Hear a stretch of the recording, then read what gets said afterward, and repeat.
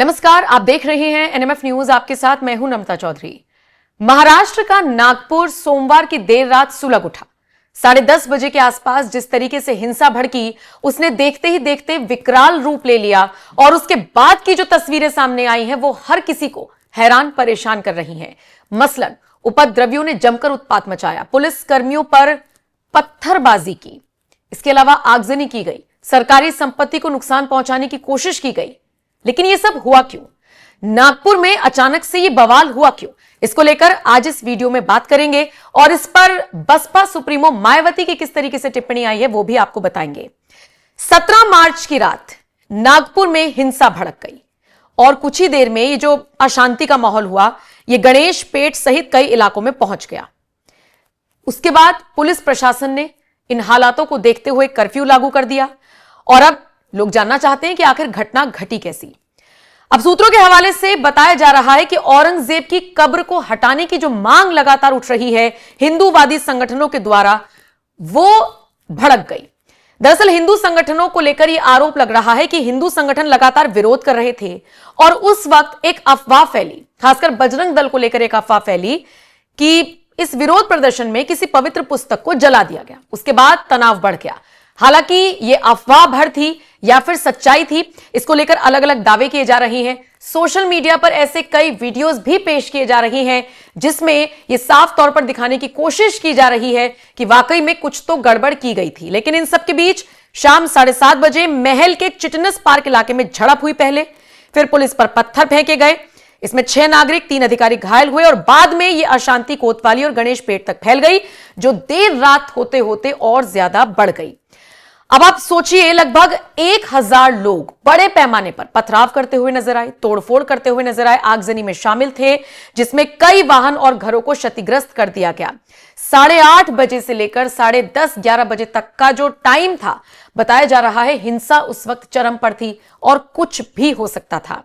वाहनों को आग लगा दी गई, दंगाइयों ने जबरदस्त तरीके से उत्पात मचाया और सबका यही कहना है कि अफवाह के बाद हिंसा फैली। लेकिन सोशल मीडिया पर ऐसे कई वीडियोस भी वायरल किए जा रहे हैं जो बताते हैं कि अफवाह नहीं, कहीं से कहीं तक कोई तो मिर्ची लगाने की कोशिश की गई थी कि 2 समुदाय आमने सामने आ जाएं। अब इन सब को लेकर बसपा सुप्रीमो मायावती का गुस्सा फूटा है। एक तरफ मायावती ने अराजक तत्वों पर कार्रवाई की मांग की है, सरकार से उन्होंने गुहार लगाई और दूसरी तरफ उन्होंने यह भी कह दिया कि किसी भी कब्र मजार को क्षति पहुंचाना या तोड़ना ठीक नहीं। मायावती ट्वीट करते हुए लिखती हैं, महाराष्ट्र में किसी की भी कब्र व मजार आदि को क्षति पहुंचाना व तोड़ना ठीक नहीं, क्योंकि इससे वहां आपसी भाईचारा, शांति व सौहार्द बिगड़ सकता है। सरकार ऐसे मामलों में खासकर नागपुर के अराजक तत्वों के विरुद्ध सख्त कार्रवाई करे, वरना हालात काफी बिगड़ सकते हैं, जो कि ठीक नहीं है। मायावती के इस ट्वीट के अलावा राज्य के सीएम देवेंद्र फडणवीस का भी इस पर बयान सामने आया है। सुनिए उन्होंने क्या कुछ कहा। नागपुर के महल इलाके में जिस प्रकार से तनाव की स्थिति निर्माण हुई, ये बहुत ही निंदनीय है। जिस प्रकार से कुछ लोगों ने पत्थरबाजी की है, पुलिस पर भी पत्थर फेंके हैं, ये बिल्कुल गलत है। मैं स्वयं इन सारी घटनाओं पर नजर रखकर हूं। मैंने पुलिस कमिश्नर को ये कहा है कि कानून व्यवस्था बनाने के लिए जो भी कड़े से कड़े कदम उठाने की आवश्यकता हो वो उठाए जाए और शांति को बनाया जाए। अगर कोई दंगा करता है, कोई पुलिस पर पत्थर फेंकता है, कोई समाज में तनाव निर्माण करता है, तो ऐसे सभी लोगों के ऊपर कड़ी से कड़ी कार्रवाई की जाए। और मैं सभी को अपील करता हूं कि नागपुर एक बहुत ही शांति प्रिय इस प्रकार की नगरी है, यहाँ की शांति भंग न हो, इस प्रकार से सभी लोगों ने व्यवहार और बर्ताव करना चाहिए। और कोई भी अगर इस प्रकार से तनाव निर्माण करने का प्रयास करेगा तो उसके ऊपर बहुत कड़ी कार्रवाई की जाएगी। इतना ही नहीं, केंद्रीय मंत्री नितिन गडकरी भी अपील करते हुए नजर आए हैं और ये कहते हुए सुनाई दिए हैं कि किसी भी अफवाह पर भरोसा ना किया जाए। सुनिए गडकरी ने क्या कुछ कहा। नागपूरमध्ये काही अफवा पसरल्यामुळे धार्मिक तणाव निर्माण होण्याची स्थिती निर्माण झाली आहे।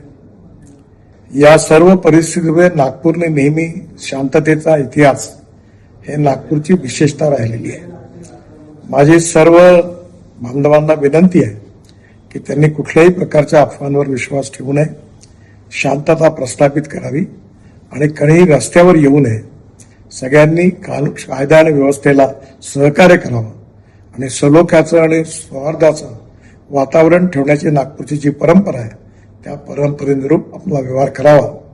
ज्या ज्या लोकांनी चुका केल्या असतील किंवा ज्यांनी गैरकायदेशीर कृत्य केले असतील त्यांच्यावर सरकार कारवाई करेल असा विश्वास मी आपल्या सगळ्यांना देतो. माननीय मुख्यमंत्र्यांनाही या संबंधातली सर्व माहिती मिळालेली आहे. त्यामुळे आपण कुठल्याही अफवांवर विश्वास न ठेवता आपण सगळ्यांनी सहकार्य करावं आणि प्रेमाचं सौहार्दाचं उत्तम वातावरण ठेवण्याकरता मदत करावी, पोलिसांना मदत करावी असं माझी आपल्या सगळ्यांना नम्र विनंती आहे. नमस्कार. बहरहाल फिलहाल हालात काबू में है, लेकिन कई इलाकों में अभी भी कर्फ्यू जारी है. जो भी अपडेट आएगी आप तक जरूर पहुंचाएंगे. बाकी आप इस खबर को लेकर क्या राय रखते हैं हमें जरूर बताएं.